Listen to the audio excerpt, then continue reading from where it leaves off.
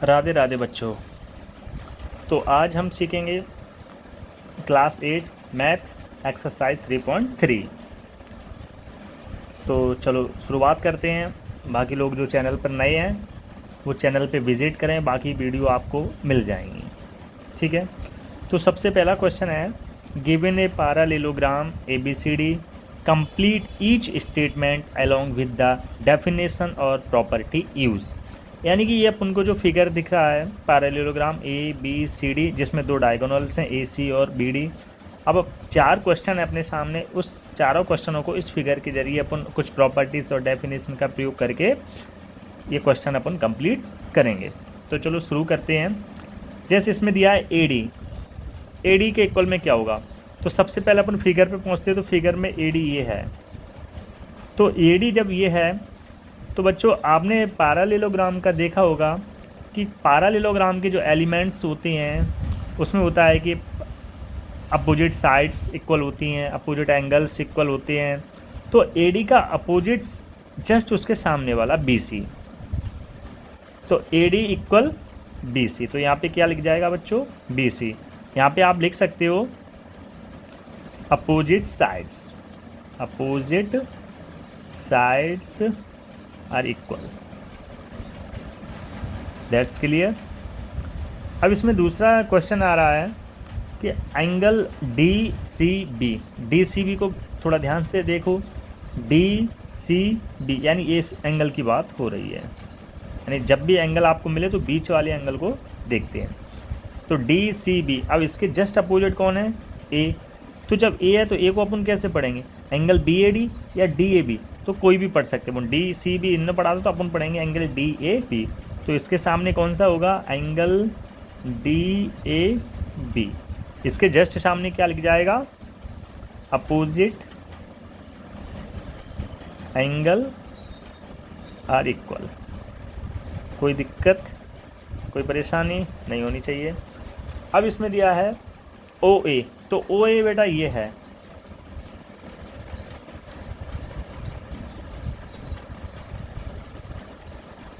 तो OA है, तो OA के बराबर में क्या होगा, OC। पूछो क्यों, क्योंकि जो पैरेललोग्राम के जो डायगोनल्स होते हैं वो बाइसेक्ट होते हैं, यानी कि एक दूसरे को समद्विभाजित करते हैं, बाइसेक्ट ईच अदर। यानी कि एक दूसरे को जब समद्विभाजित यानी दो भागों में बराबर बराबर बांटेंगे तो जो A से लेके O तक की दूरी है वही O से लेके C तक की दूरी है। तो OA का इक्वल में क्या आ जाएगा, OC। तो यहाँ पे अपन लिखेंगे बाइसेक्ट ईच अदर। ओके। हाँ, लास्ट क्वेश्चन, एंगल DAB यानी DAB इस वाले एंगल की बात हो रही है, और एंगल CDA और इस एंगल की बात हो रही है। ये दोनों एंगल हैं, तो इन दोनों एंगलों का ऐड करके बताना है कि क्या मीन्स निकल के आएगा। तो ये दोनों जो एंगल हैं वो पैरेललोग्राम के एडजेसेंट एंगल हैं, और एडजेसेंट एंगल क्या होते हैं, एक दूसरे के मतलब सप्लीमेंट्री होती हैं। तो एडजेसेंट सप्लीमेंट्री का एंगल का मान होता है 180 डिग्री। तो यहाँ अपन लिख देंगे एडजेसेंट एंगल इन सप्लीमेंट्री। कोई दिक्कत नहीं होनी चाहिए। ठीक है, तो ये अपना पहला क्वेश्चन कंप्लीट हो गया। Next question number 2, consider the following parallelograms, find the value of the unknown x by z। यानी अपन को कुछ फिगर्स पैरेललोग्राम्स यानी समांतर चतुर्भुज दिए जाएंगे जिनको अपन सॉल्व करेंगे। तो पहला फिगर आप सभी को दिख रहा होगा ABCD, जिसमें B 100 डिग्री है, बाकी अपन को x by z अपन को निकालना है। तो चलो बिना देरी के शुरू करते हैं सॉल्व। तो सबसे पहले जो एंगल है अपना B के जस्ट सामने कौन है, बाई। तो बाई का मान कितना होगा, बाई का मान होगा 100 डिग्री। कोई बता सकता है क्यों होगा, क्योंकि बाई का मान 100 इसीलिए होगा क्योंकि अपोजिट एंगल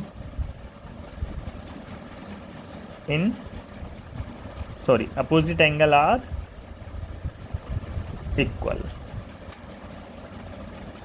यानी कि जो पैरेललोग्राम के जो अपोजिट एंगल्स होते हैं वो एक दूसरे के बराबर होते हैं। तो ये 100 है तो ये भी 100 होगा। ठीक है, नेक्स्ट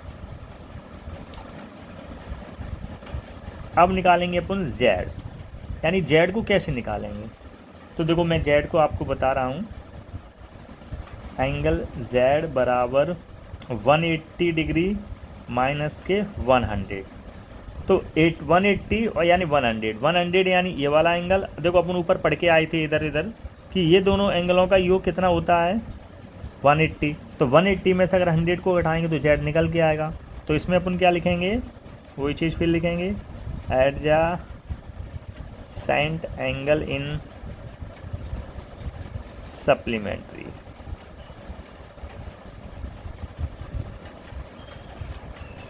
ठीक है, तो जेड बराबर मान आ जाएगा 80 डिग्री। अब अपना एंगल सी, तो सी क्या हो जाएगा, जब जेड 80 है तो सी भी क्या हो जाएगा 80 डिग्री। क्यों हो जाएगा, क्योंकि opposite side opposite angle are equal. तो हिंस कोण एंगल एक्स बराबर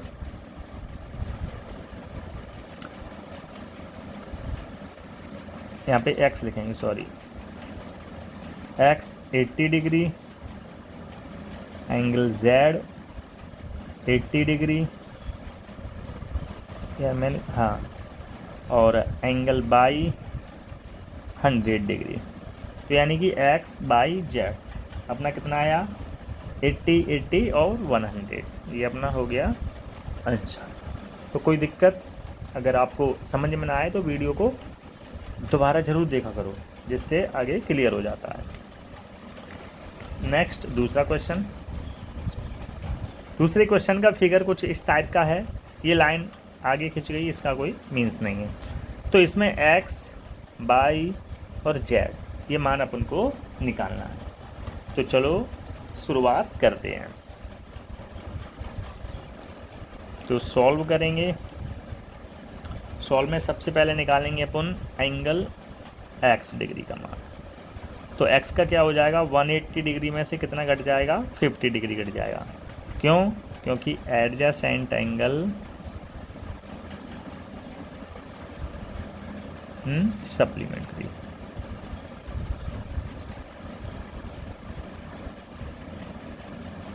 तो एंगल x का मान आएगा 130 डिग्री। कोई दिक्कत नहीं होनी चाहिए। जब x का मान 130 आ गया तो y का मान क्या हो जाएगा 130 डिग्री। क्यों हो जाएगा, क्योंकि अपोजिट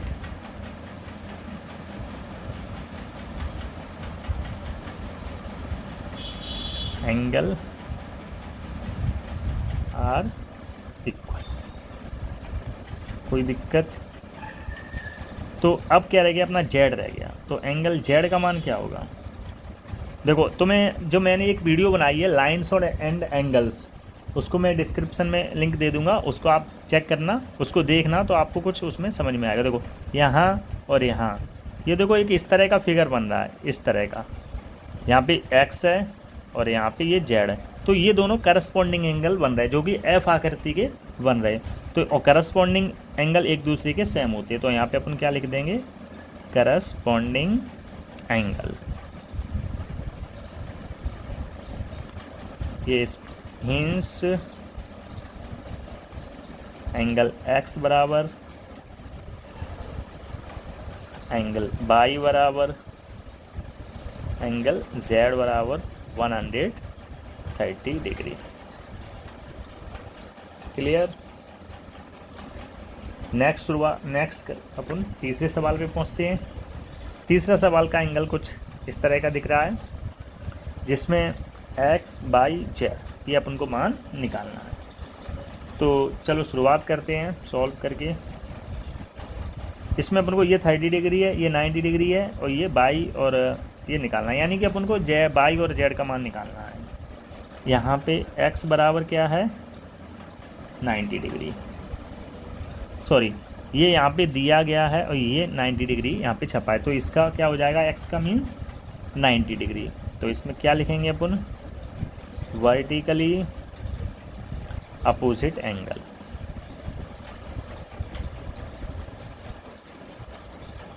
यानी वर्टिकली अपोजिट एंगल क्या होते हैं, सेम होते हैं। तो जब अपन को x का मान निकल के आ गया, जब इसका अपन को 90 निकल के आ गया, इसका 30, अब रह के आ गया बाई रह गया, तो बाई को निकालने से पहले अपन एक प्रॉपर्टी लगाएंगे। उस प्रॉपर्टी का नाम क्या है, sum of all triangle is 180 degree.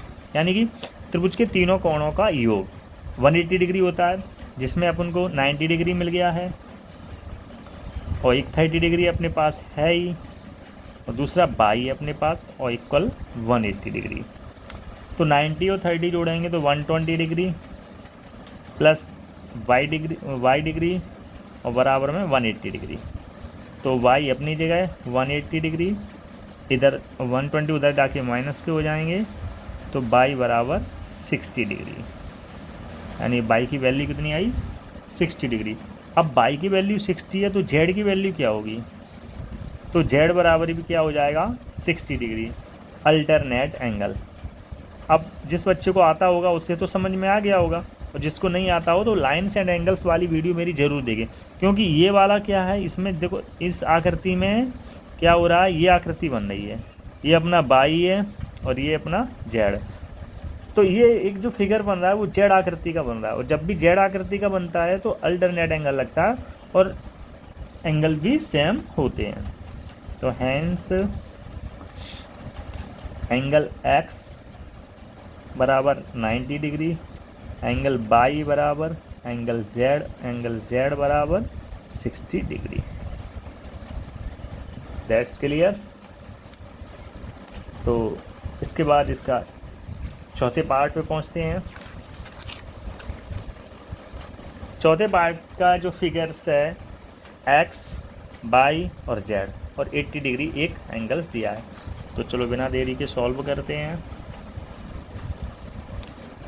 तो सबसे पहले इसमें अपन जो करेंगे,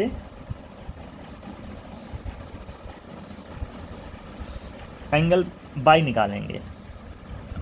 तो एंगल बाई डिग्री बराबर कितना हो जाएगा, 80 डिग्री।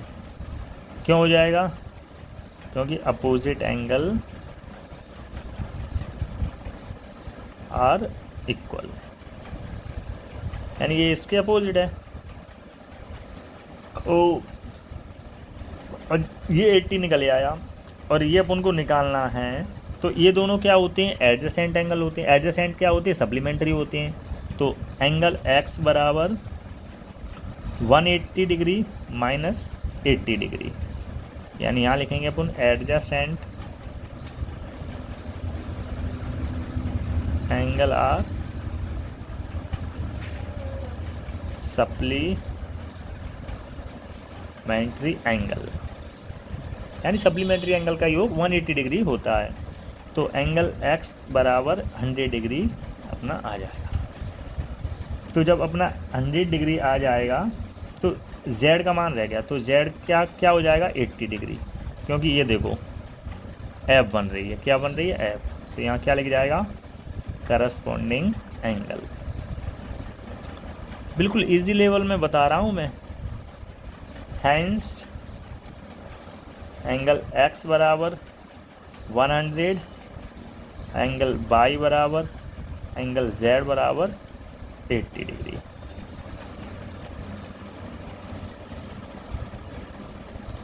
कोई परेशानी, कोई दिक्कत नहीं होनी चाहिए। इस पार्ट का लास्ट सवाल बचा है, जिसको हम सॉल्व करते हैं। इसमें थोड़ा सा ये है कि ये वाला एंगल और ये पूरा एंगल सप्लीमेंट्री होते हैं, लेकिन इसमें क्या दो टुकड़े कर दिए, इधर 40 है इधर z है। ऐसे इधर अपने इस पार्ट का निकालना है और इसका नहीं निकालना है। तो अपन को दिया क्या है, 112 डिग्री। तो चलो अपन शुरुआत करते हैं।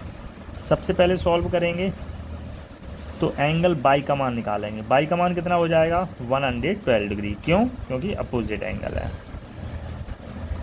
Opposite angle are equal. Opposite angle are equal. देखो अब इसमें अपन जो निकालेंगे तो अपन को क्या निकल के आया, बाई निकल गया, और एक 40 है और इधर x है। तो अपन ये एक एंगल दिख रहा होगा तुम्हें, ये एक एंगल बन रहा है, देखो बन रहा है ये एंगल। बस इसी की अपन प्रॉपर्टी लगा देंगे, एक sum of all triangle is 180 degree. तो पहला एंगल इसमें निकालेंगे अपन 40 degree plus x degree plus 112 degree बराबर में 180 डिग्री, यानी एक ये लिया, एक ये लिया, एक ये लिया। तो x डिग्री और इन दोनों को जोड़ेंगे तो 152 डिग्री बराबर 180 degree, x degree 180 degree minus 152 degree. इसके बाद अपन क्या करेंगे, x डिग्री जब 180 में से 152 घटाएंगे तो 28 डिग्री इसका मान निकल के आएगा। तो देखो इसमें अपन को y पता चल गया, x पता चल गया, यानी y पता चल गया और x पता चल गया। अब z रह गई है, तो z में आपको दिख रहा होगा, ये देखो, ये देखो क्या बन रही है, z आकृति बन रही है। तो जब z आकृति बन रही है तो फिर क्या है, एंगल z बराबर 28 degree, alternate angle.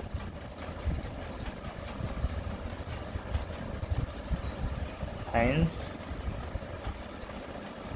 Angle x degree बराबर एंगल z डिग्री बराबर 28 डिग्री एंड एंगल y बराबर 112। आंसर। कोई दिक्कत, कोई दिक्कत नहीं होनी चाहिए। क्वेश्चन नंबर 3 अपना फर्स्ट क्लियर, सेकंड के पार्ट्स पूरे क्लियर। अब तीसरा क्वेश्चन रह गया है, इसको भी चलो अपन देख लेते हैं। इसमें लिखा है can a quadrilateral ABCD be a parallelogram if. इसमें पूछ रहे हैं कि एक ABCD पैरेललोग्राम हो सकता है और इनने कुछ कंडीशन दी हैं। तो पहली कंडीशन है एंगल D और B। चलो चेक करते हैं, एक पैरेललोग्राम बना के अपन छोटा सा ऐसा पैरेललोग्राम बनाएंगे अपन, जिसमें A B C और D, जिसमें इनने D एंगल और B एंगल, इन दोनों एंगलों को जोड़ के बोला है कि 180 होना चाहिए। क्या होना चाहिए, 180। ऐसा संभव कब होगा, क्यों, और पैरेललोग्राम की एलिमेंट्स में क्या है कि ये अपोजिट एंगल्स जो होते हैं वो इक्वल होते हैं। तो इक्वल तो तभी होंगे जब ये 90 का होगा, ये भी 90 का होगा, वरना ऐसा हो नहीं सकता ये 100 का हो जाए, ये 80 का हो जाए, तो अलग अलग हो जाए तो फिर पैरेललोग्राम होगा नहीं। तो इसके आंसर में क्या लिखेंगे अपन, इसके आंसर में लिखेंगे बेटा कैन बी। कैन बी का मतलब है हो सकता है। अगर अपन, फिर वो पैरेललोग्राम नहीं कहलाएगा, वो फिर रिएक्टेंगल कहलाएगा। क्या कहलाएगा, रिएक्टेंगल कहलाएगा। तो इसमें अपन लिखेंगे कैन बी यानी हो सकता है, बट नीड नॉट बी यानी हमें ज़रूरत नहीं है। हो सकता है पर हमें कोई इसकी ज़रूरत नहीं है।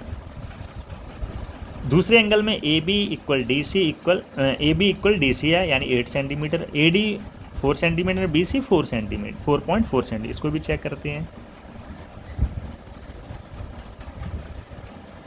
तो ए बी सी और डी, इनने बोला है ए बी और डी सी, यानी ये 8 सेंटीमीटर है तो ये भी 8 सेंटीमीटर है। अब ए डी इनने दिया 4 सेंटीमीटर और बी सी दिया इनने 4.4 सेंटीमीटर। लेकिन पैरेललोग्राम के एलिमेंट्स होते हैं कि अपोजिट साइड्स इक्वल होती हैं, तो इसका आंसर क्या बनेगा, इसका आंसर बनेगा नो। अब नो क्यों, क्योंकि अपन लिखेंगे इसमें इन ए पैरेललोग्राम में क्या होता है कि अपोजिट साइड आर इक्वल, यानी अपोजिट साइड्स आर इक्वल होती हैं। बट हियर यहाँ क्या है, एंगल ए डी बराबर बी सी नहीं है। कोई दिक्कत, A D unequal B C है। तीसरा एंगल, तीसरे को भी फिगर बना के समझते हैं, फिगर से थोड़ा क्लियर हो जाता है। ए बी सी और डी, इनने ए एंगल दिया 70 डिग्री का और सी दिया 65 डिग्री का। क्या पैरेललोग्राम में ऐसा संभव है? बिल्कुल संभव नहीं है, क्योंकि एलिमेंट्स बोलते हैं कि अपोजिट्स एंगल्स आर इक्वल। तो इसमें भी क्या लिखा जाएगा? नो। और यही पूरी अपोजिट साइड की जगह क्या लिख जाएगा? चलो मैं लिख देता हूँ, in a parallelogram opposite angle are equal. यानी ये क्या बता रहा है अपन को कि अपोजिट एंगल आर इक्वल होते हैं। बट यहाँ पे क्या है? बट यहाँ पे हेयर एंगल सी अनइक्वल है। कोई दिक्कत नहीं होनी चाहिए। अब मैं इस वीडियो में एक लास्ट सवाल और ले रहा हूँ, चौथे नंबर का। बाकी इसमें बहुत सवाल हैं, मैं पार्ट 2 में डालूँगा। तो क्वेश्चन नंबर 4 में क्या कह रहे हैं? Draw a rough figure. एक अपन को रफ फिगर बनाना है ऑफ ए क्वाड्रिलेटरल और 4 भुजाओं वाला चतुर्भुज होना चाहिए। That is not a parallelogram. ये कह रहा है पर समांतर चतुर्भुज नहीं होना चाहिए। But has exactly 2 opposite angles of equal measure. ये कह रहा है 2 अपोजिट एंगल मीज़र होना चाहिए बराबर के, पर वो पैरेललोग्राम नहीं होना चाहिए। तो चलो मैं एक फिगर बनाता हूँ आपके सामने।